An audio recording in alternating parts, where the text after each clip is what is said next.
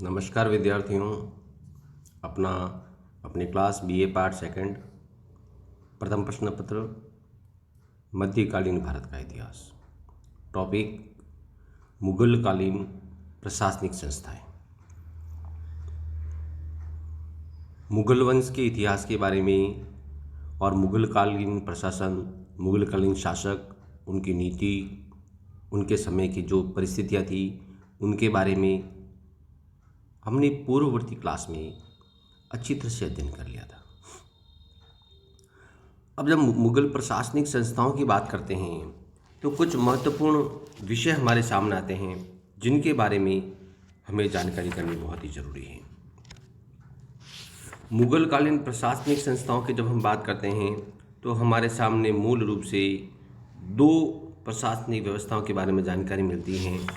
Number एक, मनसबदारी प्रथा, और नंबर दो, मनसबदारी प्रथा। सब पहले हम मनसबदारी प्रथा के बारे में ही जानकारी करते हैं। तो मुगलकालीन मनसबदारी व्यवस्था सबसे महत्वपूर्ण मानी जाती है। मनसबदारी व्यवस्था क्या थी, मनसबदारी व्यवस्था के बारे में इसके फॉर्मेशन क्या था, इसकी व्यवस्था क्या थी, मनसबदारी व्यवस्था के द्वारा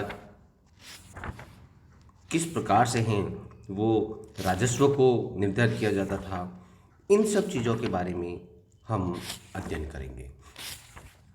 तो मुगलकालीन जो व्यवस्था थी उसमें मनसबदारी व्यवस्था एक महत्वपूर्ण व्यवस्था थी जिसके बारे में हमें जानकारी करना आवश्यक है।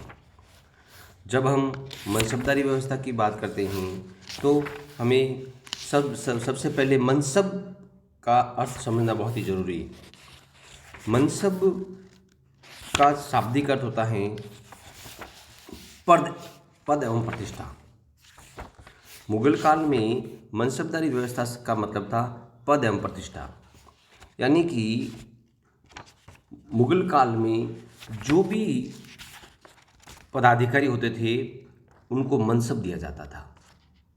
मनसब से तात्पर्य राजकीय जो सेवा थी, जो सुल्तान की सेवा थी, सुल्तान की सेवा के फलस्वरूप उनको जो अपनी आय के हिसाब से जो राजस्व दिया जाता था उसे मनसब कहा जाता था। मनसब अरबी भाषा का शब्द है, इसका अर्थ है पद एवं प्रतिष्ठा या अथवा पदवी। मुगल काल में मनसब किसी व्यक्ति का अधिकारी वर्ग में उसका स्थान, वेतन एवं दरबार में उसकी प्रतिष्ठा तथा स्थान को निर्धारित करता था। इरविन ने अपनी पुस्तक the army of the Indian Mughals के में अंतर्गत मनसब का अर्थ स्पष्ट करते हुए लिखा है, इसका अर्थ पद, श्रेष्ठता एवं वेतन को निर्धारित करता था। मनसब का मतलब यह था कि मनसबदार राज्य की सेवा में कार्यरत हैं एवं आवश्यकता के अनुरूप राज्य में किसी भी पद पर उससे कार्य लिया जा सकता है। मनसबदारी प्रथा की प्रमुख विशेषताएं निम्नलिखित थी। अब हम मनसबदारी व्यवस्था की प्रमुख विशेषताओं के बारे में अध्ययन करेंगे। पहली है, मनसब किसी पद का प्रतीक नहीं था, अपितु वो मनसब प्राप्त व्यक्ति का दरबार तथा अधिकारी वर्ग में उसके स्थान को निर्धारित करता था। पहली बात, मनसब की प्रकृति क्या थी, यानी मनसब की विशेषता क्या। दूसरा है, मनसबदार का सैनिक अधिकारी आवश्यक नहीं था, उससे उसके स्तर एवं योग्यता के अनुसार किसी भी पद पर कार्य लिया जा सकता था। तीसरा, मनसब का दर्जा उसकी पदवी का प्रतीक नहीं था, एक छोटे मनसबदार को एक बड़े मनसबदार से भी उच्च पद पर नियुक्त किया जा सकता था। ध्यान रखने की बात है ये, इट इज़ वेरी इंपॉर्टेंट। ध्यान से पुनः सुनिए, मनसब का दर्जा उसकी पदवी का प्रतीक नहीं था, एक छोटे मनसबदार को एक बड़े मनसबदार से भी उच्च पद पर नियुक्त किया जा सकता था। ये मनसबदार की विशेषताओं में एक महत्वपूर्ण बात है।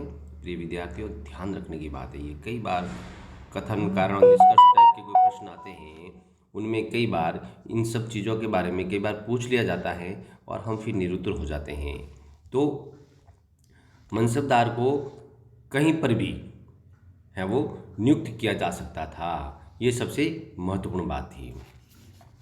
अगला जो तत्व है वह है मनसब द्वारा रखे गए घोड़ों, हाथियों एवं सैनिकों की संख्या के बारे में जानकारी देता था, परंतु घोड़ों की संख्या अक्सर मनसब से कम होती थी। यह संख्या सरकार द्वारा निर्धारित की जाती थी, श्रम के अधिकार क्षेत्र में नहीं था।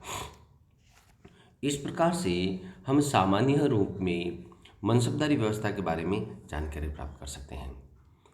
मनसबदारी प्रथा के बारे में, क्योंकि ये हमारे लिए बहुत ही महत्वपूर्ण है और इसके हम 2 पार्ट में अध्ययन करेंगे। पहली बात तो मनसबदारी व्यवस्था का अर्थ एवं विशेषताएं, इसके बारे में अध्ययन करेंगे और अगली क्लास में हम अध्ययन करेंगे मनसबदारी प्रथा लागू करने के कारण और मनसबदारी प्रथा के लागू होने के कारण और भी जो मनसबदारी व्यवस्था से मनसबदारों की किस प्रकार से नियुक्ति की जाती थी, मनसबदारों की कौन कौन सी श्रेणियाँ होती थी, मनसबदारों का वेतन क्या होता था, मनसबदारों की पदोन्नति और मनसबदारी प्रथा का मूल्यांकन। इस प्रकार से हम अगली क्लास में कुछ इन तत्वों के बारे में अध्ययन करेंगे। धन्यवाद।